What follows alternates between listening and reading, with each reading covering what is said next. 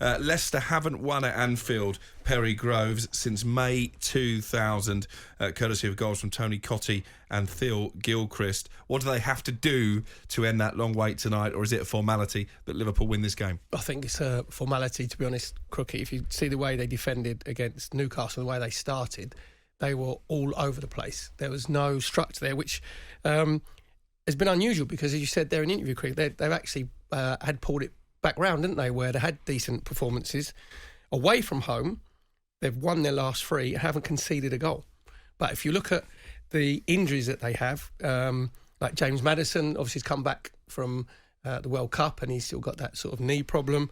You've got Johnny Evans, who obviously would be like first choice at centre-half, Bertrand, James Justin, Pereira. Leicester won those sides that you can't afford to. They're all first-team players. You can't afford to have that many players out injured. And you know, when you're playing Liverpool are going to press you. They're going to be high intensity, going to be high energy. So he said it's his first time he's ever played at Anfield, isn't it, Danny Ward? Yeah, 2 appearances he made, or 2 league appearances, both away from Anfield. So it will be a special moment for him. He wants to do a very, very lively warm-up because he's going to be extremely busy. And Liverpool, is it last 31 games at Anfield, they've scored. So you know that they're going to score, basically. And can you see Leicester scoring 2?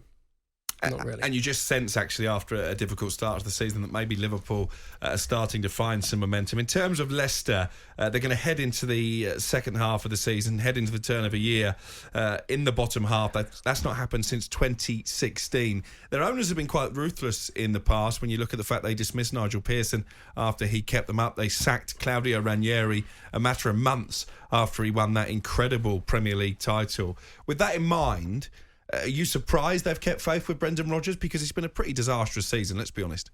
What's the compensation package for Brendan Rodgers? You think that's what it is? It's financial? I think as well, to be fair, that what he's done there, obviously winning the FA Cup and a very, very... I don't think if you'd had a younger manager or rookie manager that they'd have weathered that storm and they'd have come through it, because Danny Ward spoke there about how calm Brendan Rodgers is, you know, and he's got all that experience, like being under pressure when he was Liverpool manager. So he never wavered. And his argument would be, well, you didn't really back me in the summer transfer window, because that was a club, and obviously Kasper Schmeichel left. You got some Jamie Vardy's just on the downward side of his career. So you got a lot of big players that aren't being as influential as they normally are. And you do one or two things, Cricket, don't you? Either go and buy 4 or 5 to freshen it up, or you get rid of the manager. And they weren't going to do either because of the finances. So if you look at Leicester, what are they? 7 points away from the conference.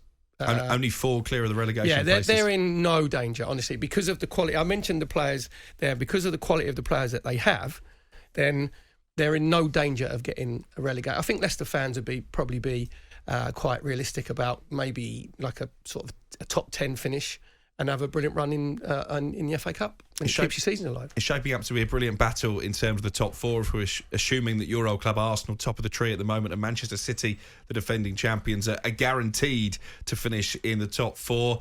It's a question of who misses out, really. Newcastle in 3rd at the moment, 33 points. Tottenham 4th with 30. Then come Manchester United on 29. Liverpool, 6th place, 4 points back at the moment on Manchester United, 5 points behind Spurs. They do have a game in hand over both Spurs and Newcastle. How sure are you that Liverpool will qualify for the Champions League? You can't be sure, but Liverpool won those sides that they can go on a long winning streak. They've won the last 3 on the trot. It's the first time in the Premier League this season. You look at, obviously, Cody Gakpo coming in. If you look at their forwards, right, because philosophies, you know that Jurgen Klopp wants to play on the front foot, doesn't he? He wants to take the game to the opposition. He wants to press. He wants to have high-octane passing and getting the ball forward quickly. If you look at their forwards, Nunez, Salah, Oxlade-Chamberlain played against Aston Villa on the left-hand side. Then you go into Gakpo, Jota, Diaz, Carvalho and Firmino. That's an unbelievable choice of selection in that front 3. So I think they need probably a little more legs maybe in the midfield.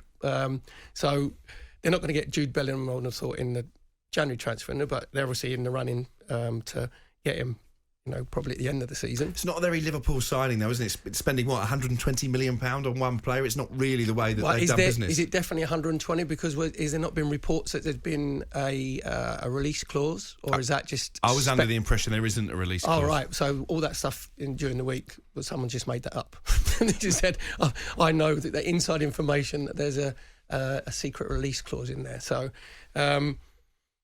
if he would... but even though you say Liverpool don't normally go and spend that sort of money, but he would be he's the perfect sort of midfield player that they need with that, with the ability that he has and the running power, and he can go box to box. He's brilliant on the ball. So you wouldn't rule out Liverpool at all. I actually think they'll get the 4th place. I think they'll go on that run, and I think they're one of the teams that this break has actually helped. Even though obviously they'd won the 2 before that. So they've sort of re-energised themselves, recharged their batteries and ready to go. Well, it's not just you, Perry Groves, who believes that. So too does Jurgen Klopp. We can hear from the Liverpool manager now, who says that indeed there is a spring in the step of his players since that World Cup break.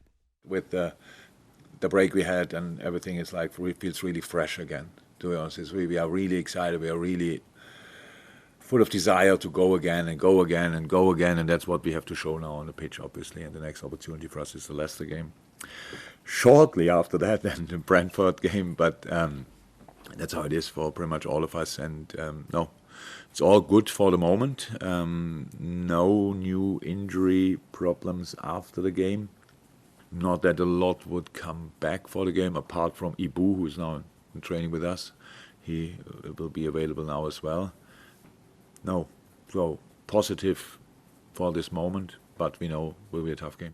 Jurgen Klopp there in pretty bullish mood ahead of Liverpool against Leicester. It's live on talkSPORT tonight, 8 o'clock kickoff from Anfield, and Perry Groves there on the same wavelength as one of the greatest managers currently plying his trade in the Premier League. 2 football geniuses, both coming up with the same topic. Any chance for coaching job, Jurgen, or what? We're on the same wallpaper. We'll put in your CV, shall we?